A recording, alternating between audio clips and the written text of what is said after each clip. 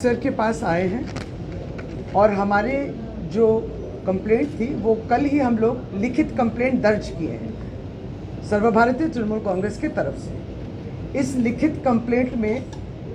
जो भाजपा के वर्तमान उम्मीदवार हैं दिलीप घोष, उनके विरुद्ध एक कंप्लेंट दर्ज किए हैं। कंप्लेंट में हम लोग लिखे हैं कि वो कल जो है ममता बनर्जी के संबंध में, एक महिला के संबंध में, मुख्यमंत्री के संबंध में कुछ आपत्तिजनक, कुछ अनुचित और कुछ अपमानजनक, जिससे उनकी जिल्लत होती है, इस तरीके के कुछ व्याख्याएं और भाषा उन्होंने अपने भाषण में दिया। तो इसके विरुद्ध हमारे चिट्ठी में हम लोग ये लिखे हैं कि ये बराबर इस तरीके का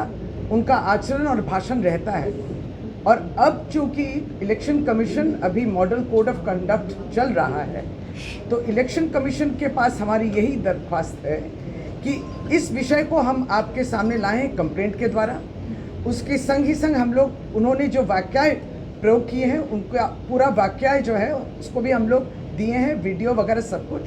और उसके जो ट्रांसलेशन होती है उसको भी हम लोग दिए हैं, अनुवाद करके भी दिए हैं। और इसके बाद इस कंप्लेंट के बलबूते इलेक्शन कमीशन से हम लोग की कुछ मांगे हैं, और वो है कि आपकी मॉडल कोड ऑफ कंडक्ट आचरण विधि कुछ कानून के तरीके से लागू करती है कि जिसमें जैसे माननीय चंद्रिमा भट्टाचार्य ने पढ़ा है कि कोई भी पॉलिटिकल पार्टी या कोई भी उम्मीदवार इस तरीके के स्टेटमेंट और इस तरीके के करतूतें न करे जिससे कि किसी भी शख्स के ऊपर उसके पर्सनल आक्रमण हो, और ऐसे स्टेटमेंट जिससे कि उनकी जो इंडिसेंट, जिसको कहते हैं कि वो आपत्ति है, और उनके व्यवहार से ये मालूम पड़ता है कि दिलीप घोष जो किए हैं कल, वो बोले तो हैं और उसके बाद इन बातों को लेके उनको शर्मिंदगी भी नहीं है, कोई शर्मिंदा भी नहीं महसूस करते हैं और क्षमा भी नहीं मानते हैं। तो इन बातों को हमने रखा कि एमसीसी कहता है कि ये सब नहीं कर सकते हैं। और दूसरी बात हमने ये भी कहा कि एमसीसी ये कहती है हर पॉलिटिकल पार्टी को और हर उम्मीदवार को, दिलीप घोष उम्मीदवार हैं, कि इस तरीके के रवैये और इस तरीके के व्याख्याएं और भाषण से अगर महिलाओं के सम्मान पर प्रहार पड़ता है